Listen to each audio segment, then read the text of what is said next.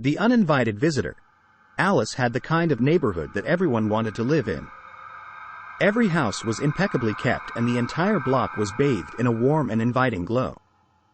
But Alice was haunted by a feeling that something was off. At night, when the entire block was shrouded in darkness, Alice started to hear a strange tapping noise coming from outside her door. No matter what time it was, she could hear it. When she looked out the window, she could see nothing out of the ordinary. Alice started to get used to the tapping noise, but it got worse. She started to hear other strange noises coming from outside her door. Scratching noises and an occasional howl would come and go, keeping her up at night. Alice became terrified and started to look for answers. She spoke to her neighbors and they all told her the same thing. They had all heard the noises and felt the same fear that Alice had. One night, her fear reached its peak when Alice heard a voice whisper her name. She quickly locked all the doors and windows, but the voice still kept calling out to her.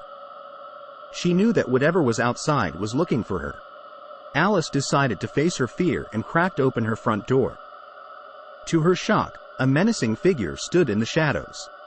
It had long claws, a hideous face, and a deep and throaty growl. Alice slammed the door shut and the figure screamed in anger. Alice quickly called the police, but by the time they arrived, the figure had vanished. The police inspected the area and found nothing out of the ordinary. Alice was left with more questions than answers. She began to investigate further and found out that her old home had once been owned by a strange cult. She realized that the figure was the cult's uninvited visitor, coming back to haunt her and the neighborhood. Alice wished she could turn back time and undo what she had done, but it was too late.